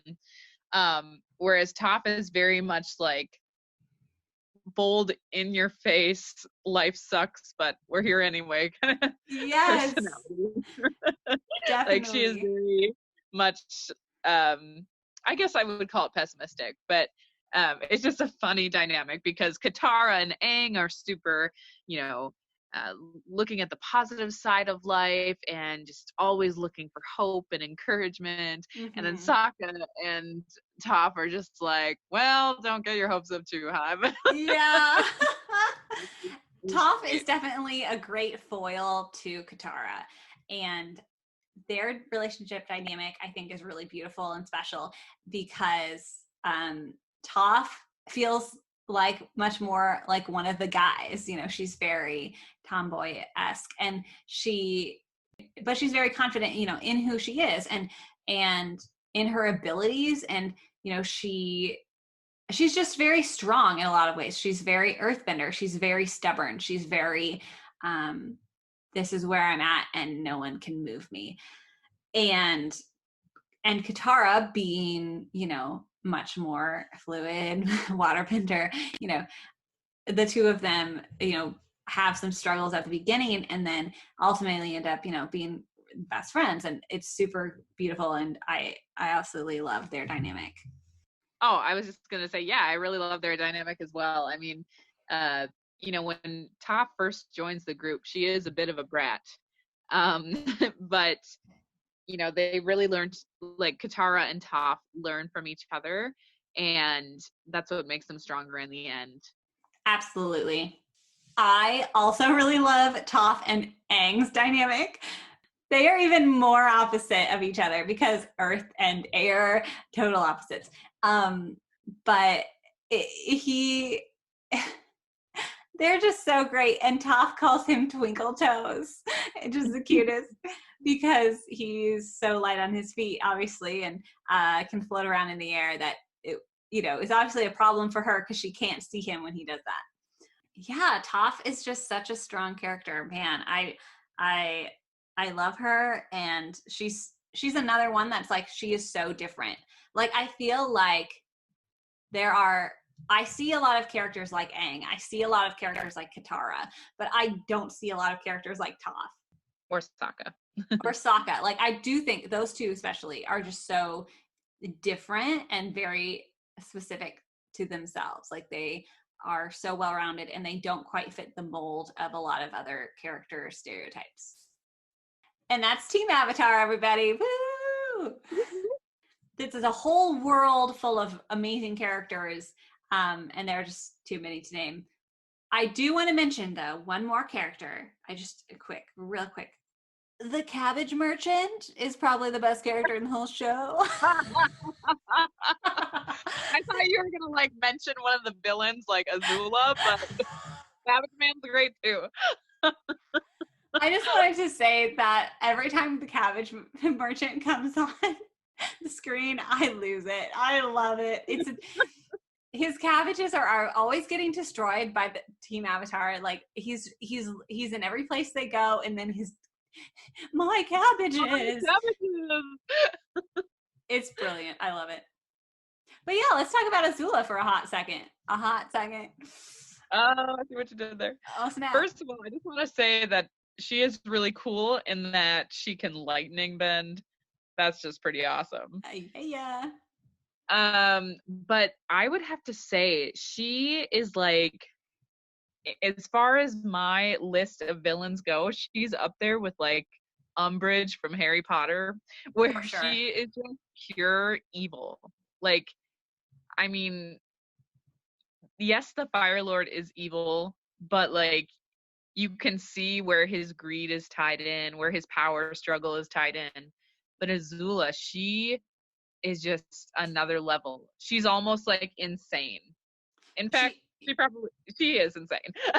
She is insane. She is a sociopath, and she uses fear to manipulate people. That's the thing. She never has a true, real relationship out of her whole life. Like, she has no real relationship with anybody because it's all based around fear, and that's her whole. And she really is such a great character, such a well-written character, because her whole persona is basically stems from her mother. Like, she has this idea that isn't true. She just assumes that, like, you know, that her mother was also afraid of her. Like, she and who knows, maybe there was some truth in that, but like, she is carrying this burden of even my own mother didn't want me. My own mother loved Zuko more than me. You know, she's struggling a lot with this, and it just shows. And that's how she carries that into every other relationship she has. And with her friends, May and Ty Lee, like, she uses fear to control them. And ultimately she just finds out, and I love this point in the show, where May and Ty Lee go against Azula because and I love this line that because May and Zuko have a thing. We'll talk about ships in a second. But May helps Zuko and the team escape, and Azula is like, "What are you doing?" And May is like, May says, "You miscalculated. I love Zuko more than I fear you." And then Azula is about to go in to like really do some damage on May, and Ty Lee swoops in and saves her, because like Ty Lee and May, it's just like they care about each other more than they fear Azula. And it's just such a sweet sentiment of like, love overpowers fear, Yeah, absolutely. It's very powerful. Plus, not gonna lie, I think Azula and Zuko's fight at the end of the series is my favorite fight in the whole show. Yeah, because you've got a lot of dynamics and tension happening between that fight. I mean, not only like the idea of like, our mother loved you more than me, but you've also got the dynamic of Azula wants Zuko out of the picture so she can have the power and be a ruler, and like Zuko's trying to make things right and she's trying to bring everything to the ground, and it's very intense. Yes, like Azula she also has good and bad inside of her, evil inside of her, and she's going down the path of evil, whereas Zuko is choosing the path of good. And it's they're such clear foils to each other, and they're fighting for the throne. But there is that, like you said, that sub level of this has been something that's been led up to the whole show. And it's interesting because those final episodes, it goes back and forth between Aang and Ozai's fight, and then Azula and Zuko's, and I'm just like, okay, Aang is doing some cool bending and Ozai's pretty scary, but can we go back to Azula and Zuko, please? It's like, that's the fight I care about because it's more personal. Like you said, Ozai is just like the big bad who's just like doesn't have definitely has layers, but not as many as Azula. Azula is crazy. She's a whack job. Yeah. And she goes crazy at the end of the show. She legitimately is losing her marbles. Right. And needs some serious help. I have a question for you, Emma. Yeah. Captain Emma. Oh, thank God. Only you could I talk about all of these ships with. Quick question for you. What is your favorite ship of Avatar: The Last Airbender? Oh my. Well, to just give a little preference here, I just want to tell you that the forecast of this sea is a bit stormy. We've got a lot of ships out there, folks, and could be a battle scene for all we know. So oh man, these ships are having at it each other. Like, what's gonna stay afloat? What ship is gonna prevail? I don't know. Well, I can tell you one, my ship's probably gonna win, but I'm biased, so. All right. Okay. A lot of people are gonna disagree with me on this. Well, maybe not a lot, but my favorite ship is Sokka and Suki. Oh! I love them so much because their story isn't dramatic. And I know that sounds like a bad thing, but it's like their relationship is simple, but you just know that they care for each other and that they make each other stronger. Like in the beginning, when Sokka first met Suki, he was making fun of these gals for being warriors. Because he's like, well, I'm the strongest warrior in my village, and you're just a bunch of girls. And then Suki whoops his butt and is like, okay, I've been humbled, and it is very clear that I could learn a lot from you. And so she teaches him how to fight. And like throughout their journey together, they're constantly helping each other become stronger. And They're just so sweet together, and I absolutely love them. So that is my favorite ship. I absolutely love that. Suki truly is so amazing. She is a leader. She's, same with Sokka. She leads her village warriors, and she, stands up for what's right. She goes and she helps with other, war efforts, throughout. And so we catch up with her throughout the series. We see her at different points. And she is so strong and so independent. And she and Sokka are so cute together. Oh, I know it. Like every time they have a moment, I'm just like geeking out. Um, Tell me about yours before I just briefly list all of the different ships out on the sea. I didn't really think about it too much. It's interesting because watching through it again, I was like, man, there are some things that I noticed or I think about so differently now than as a child. Like when I was younger, and I mean, granted, I was 14 or so by the time this show ended, but I was 100% super happy with Katara and Aang's kiss at the end. I was like, yeah, this is perfect. This is like Yeah, so as a good. kid, I definitely would have said Aang and Katara for sure. They are precious. They're so precious. They're best friends, you know? They've been through They so much are. together. Yeah. I as an adult though, like I do really love Katara and Zuko. I was wondering if this would come. Oh my gosh, yes. I I feel like that dynamic is so much stronger in so many ways. Like with Aang and Katara, I feel like it's just Aang, this little kid has a crush on Katara, and that like they basically gave Aang the girl because he's the hero. You know what I mean? In some ways, like I definitely still think that they're good for each other, but like I'm the Zuko Katara dynamic is also just killer. Yeah, I mean, that's like your classic love-hate relationship where like the two people who like are arguing all the time or bantering back and forth are usually the Mhm. people who have some tension between them. So like they usually like each other. So I think the dynamic is like, okay, I will say this. When I first watched Avatar and I heard about that ship, I was just like, oh no, how dare you? Aang and Katara forever. Like, how can you disgrace that? But now that I've watched it like 4 or 5 times, I'm like, I gotta be honest. Like, if this was real life, Katara and Zuko all the way. Like, that dynamic is awesome. Like, they obviously have a journey ahead of them, but it's Mhm.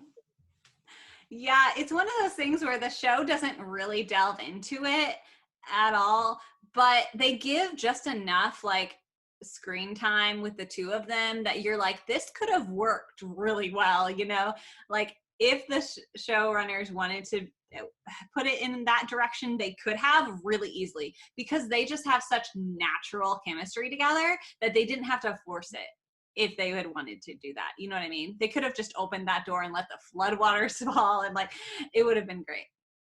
So anyway, yeah, Zuko and Katara could have been awesome. You have that water fire dynamic, which would have been cool. But all in all, I still am happy with Katara and Aang, partially because that's also just like the only way I can see either of them is like, of course they end up together because that's how it goes. Like that's what the story is, and plus their grandkids are like the cutest ever, and I yeah. can't wait to talk about Korra because they're my life. Yes, I still love Aang and Katara at the end just because, you know, maybe the dynamic's not as intense, but they care for each other. They've been through so many things together, so many hardships, ups and downs, and they're best friends. And so it does just make sense that they end up together. Now, let me just go through a list. I won't go into them because, it would take me hours. But so we've got Aang and Katara. We've got Zuko and Katara. There is Zuko and May. Then let's see, we've got Sokka and Suki, Sokka and Yue, Sokka and Toph. Oh, And yeah, because Toph's got a little crushy crush on Sokka for sure. oh, for sure. That is very evident throughout the series, but poor girl, sorry. Let's see here. And then also there, I can't think of his name, but the earthbender that Katara helped save when he and his father were imprisoned on a Fire Nation ship. I know what you're talking about, but I forget his name too. So we'll just call him the They Earthbender. had a little thing that I was like, okay, I could see something here. Let's be real. Katara ends up like with a whole line of guys. Okay. Like, Yeah, Jet, like everyone wants a piece of Katara, but sorry guys, you got to be the Avatar to be worthy of her. Yes. So that is a brief overview of all the ships. If I missed any listeners, please. Oh, okay. Kelly's giving me a signal. I'm raising my hand. Sorry, Emma, you did miss one very important ship that I have to bring up. It's Katara and Jet. Oh, I said that. Oh, you did? Yeah, maybe we were talking over each other, but yeah, I said Katara and Jet. Okay. Yes, for sure. Jet is awesome. I love him. I also kind of hate him though. But I also hate him for sure. He's, totally not a good guy, at least at the beginning. But his character is just like, he's just like that suave, like he tries to be a Robin Hood-esque, but then it turns out he's definitely not. He's got some major issues. But yeah, so I mean, you choose your ship, but I mean, I know mine. There's so many. I want to mention too, while we're talking about ships, that it's so interesting. Like, as an adult watching this, I'm like, Sokka and Yue is so, it happened so quickly. It's like an episode, and it's so, I mean, it's beautiful, and like her sacrifice is a fantastic part of the show. But like, you look at it really and you're like, that just came out of nowhere and then happened and then ended. But again, this is another one of those moments that, like, as a kid, I was like in love with those two. Like, I kind of resented Suki a little bit because I loved Yue so much. I loved Yue and Sokka. Like, they were probably my OTP as a 12-year-old. And see, I was the opposite watching it. I was just like, you know, because before Sokka meets Yue, there's a moment in the Kyoshi village where Suki kisses him on the cheek. And I was like, yes, I'm all for this. And then he has this thing with Yue, and I'm like, excuse me, girl, I don't care how amazing you are and the fact that you have moon powers or whatever. Suki wins in my heart. Well, remember, I was 12-year-old and I probably didn't even remember that Suki was an option at this point. Plus, I was much more like, oh, she's a princess and has a pretty dress. Come on. Yeah, that's fair. I get you. Yeah, wow. Guys, we've talked so much, and there's still so much. There's so much Avatar. There's so much Avatar. So yeah, Avatar goes through all sorts of crazy, deep, emotional topics. And because of that, it was nominated for and won 5 Annie Awards, a Genesis Award, a Primetime Emmy Award, a Kids' Choice Award, and a Peabody Award. A Peabody Award. Dang. Yeah. Put that on your resume. Mic drop. I cannot, I mean, it just deserves, I don't usually talk about like awards all the time, but like, because award shows I have like issues with, but Annie Awards, I wholeheartedly respect for sure. And the Peabody Award, like, that's crazy. I was researching that, and it's like, they honor the most powerful, enlightening, and invigorating stories in television, radio, and online media. And so the Avatar won in 2008 for its, quote, multi-dimensional characters, unusually complicated personal relationships for a cartoon serial, and a healthy respect for the consequences of warfare, unquote. Like, wow. It is, in a nutshell. Yeah, it's fantastic.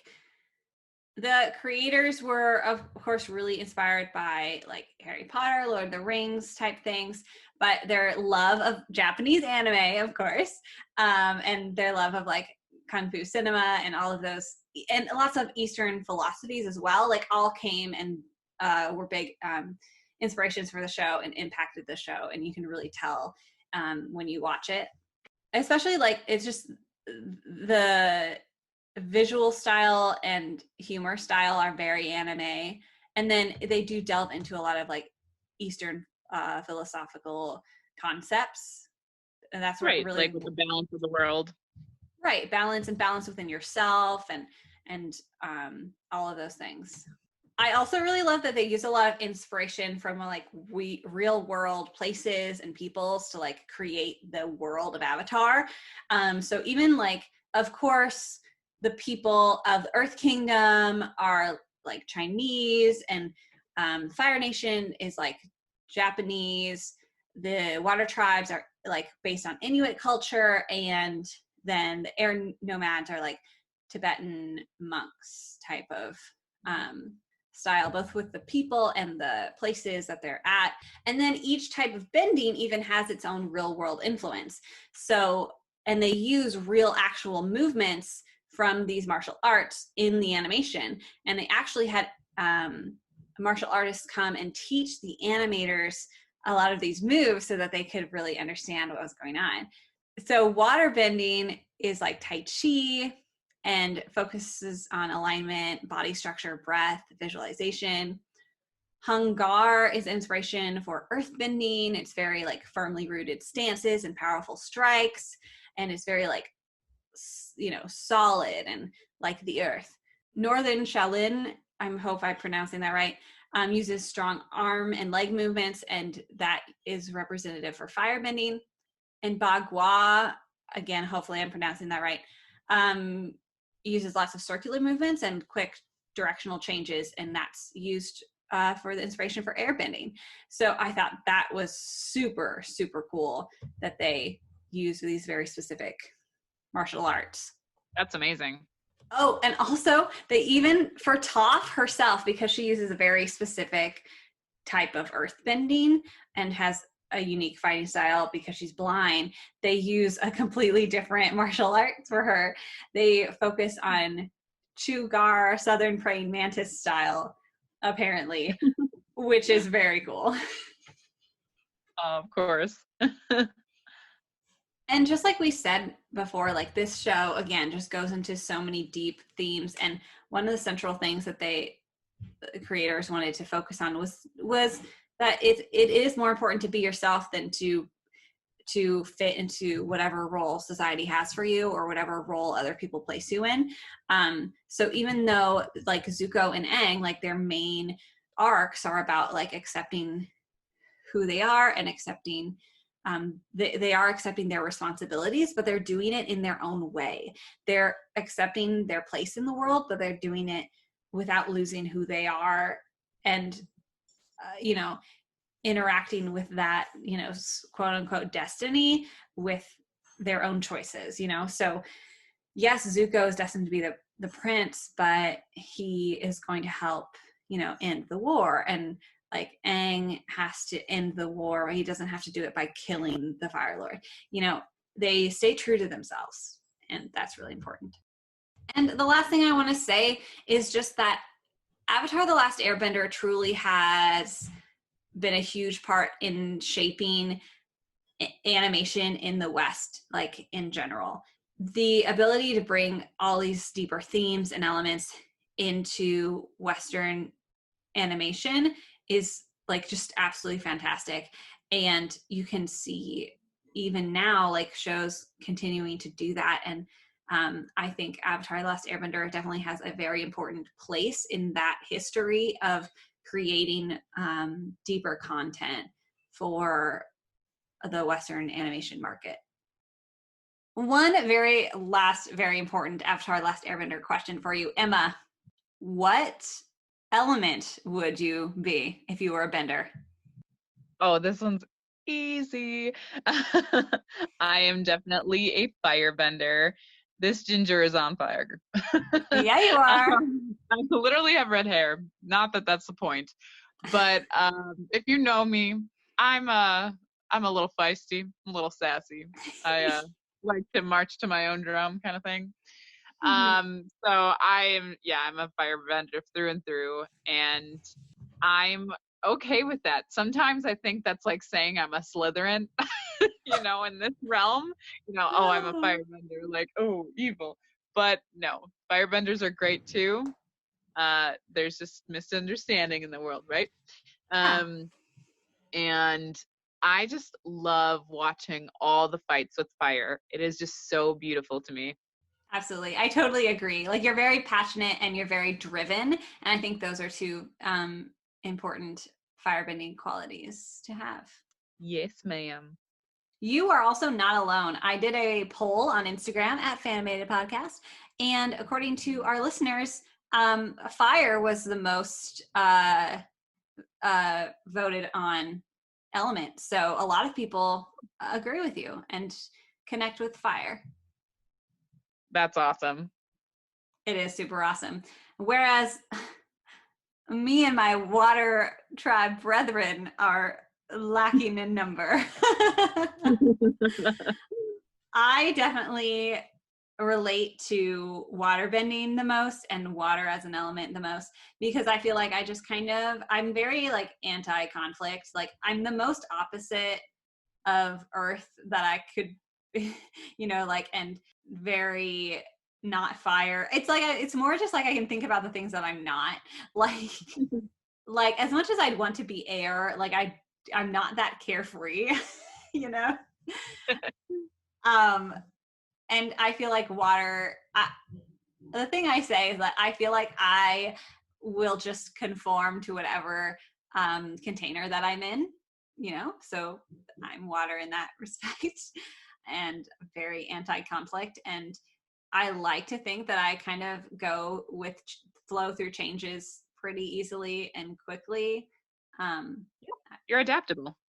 Yeah, exactly. So that's the one I relate to the most. I would agree with that assessment. It's us, fire and water. Yes, two friends, opposites in fire bending, or opposites in bending, but destined to be friends. Yes. Oh my goodness, so good. As always, there's so much more we didn't talk about. I mean, just watch the show, guys, and let us know your thoughts, because we want to know what you're thinking when you're watching it, because I always love that. At Fanimated Podcast on Instagram. So, Emma, we are like 3 hours into our conversation. I need to ask you, I have a very important question. What have you been watching recently? Well, I gotta tell you, things haven't changed much. So I am still watching Demon Slayer, and I absolutely love it. It is so good. I'm almost done with the season, and I mean, there only is one, but it's just been taking me a little while to get through it. But I just absolutely love the show. It is so good. And I remember like listening to your podcast episode before I watched the show. Oh, really? Or maybe like I was like partway into it. But anyway, I remember you talking about episode 19 being very visually stunning. Yes. And finally this last week I was in 19. It's so beautiful. Oh my gosh. So gorgeous. It's so good. It makes me cry. It's like he's firebending. Oh my gosh. So true. Which I love, it's so cool. So I am absolutely loving Demon Slayer. It is so glorious. It's like very refreshing, because it's like I've watched a lot of good anime, but this is like the first one in a while that's been like a good anime, you know? Like, you can Mm-hmm. have a lot of like decent ones, but this is one that's just like, oh my gosh, this is quality stuff. Well, I've been watching a lot recently.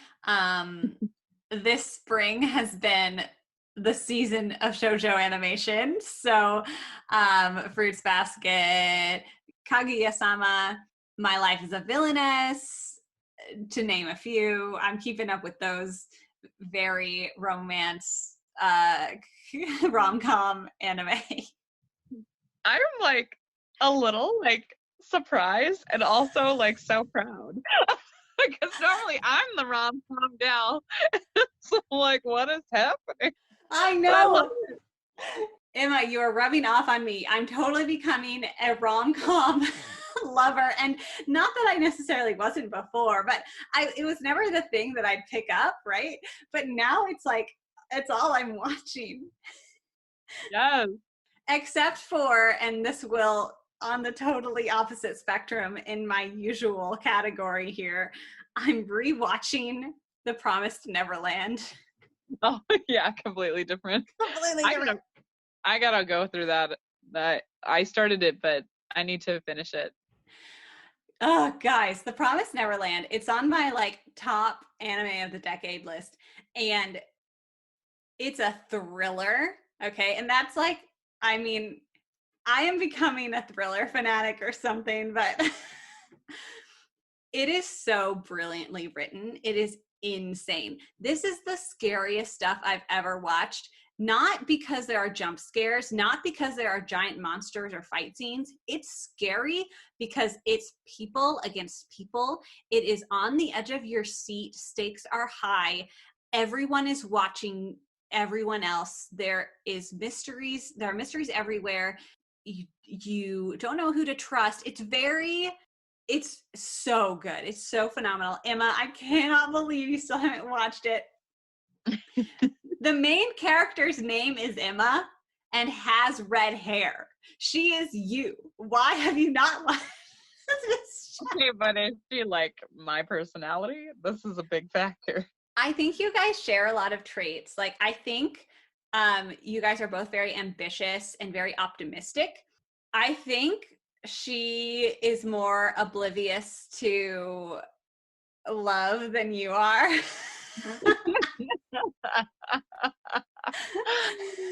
So yeah, I think you and the character Emma have a lot in common. So, but I know that that's not always your jam as much as rom-coms are, which I respect. Yeah, well, I mean, it's not that it's not my jam. Like, I do love the intense ones. I mean, one of my favorite animes is Full Metal Alchemist Brotherhood. Yeah. But it's more of like, I just honestly haven't had a lot of time lately. And so when I do have time, I just go to the one that I'm currently watching, which is Demon Slayer. And then like rom-coms are nice because if they're really good ones, then I have to pay attention. But if they're like, just fun ones, then like I don't have to be as committed.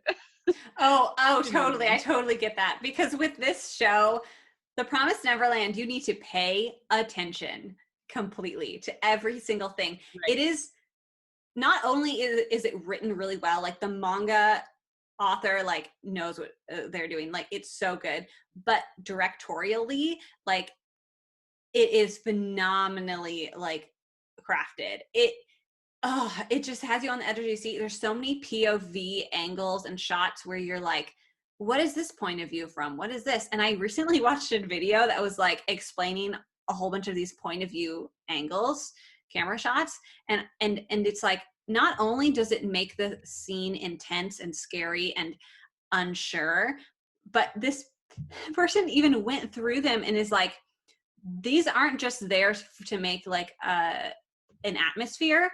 These are actually characters watching these other characters. Like, man, yeah, it's a good one. All right, Emma, this has been a long but fantastic conversation. Thank you so much for joining me.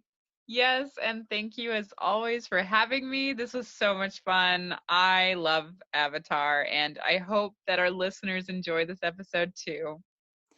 Yes, yes, we will have to talk about Legend of Korra sometime soon.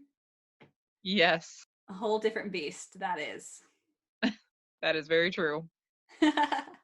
Well, I hope you all get out there, watch some Avatar: The Last Airbender, and get back to us with your thoughts. Emma, thanks again, and have an awesome day. You too. Bye. Bye.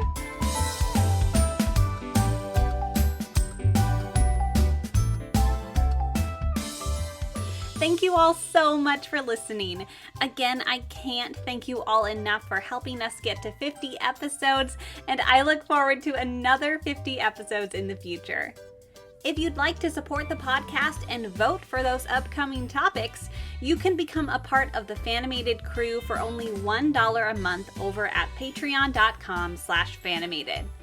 Follow us on Instagram and Facebook at Fanimated Podcast to stay up to date with all things animated. And don't forget to leave a rating and review telling us what you'd like us to watch next. The music is provided by Purple Planet Music. The art is done by myself, and you can find me on Instagram at CandorDraw. Thank you to Emma and all of my guests for helping me get to the 50th upload. We have a lot of fun episodes in the pipeline coming up, including even more Avatar craziness and an epic top 10 list that I can't wait to share with you. So, as always, stay tuned and stay animated.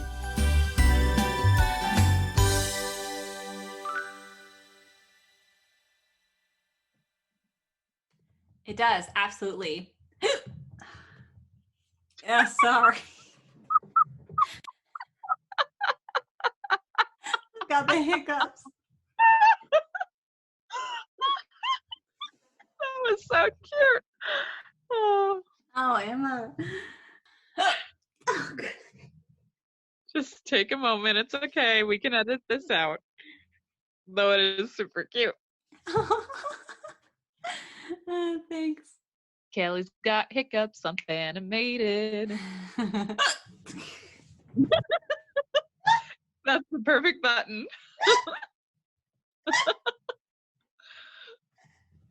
Now we can't tell if you're laughing or hiccuping.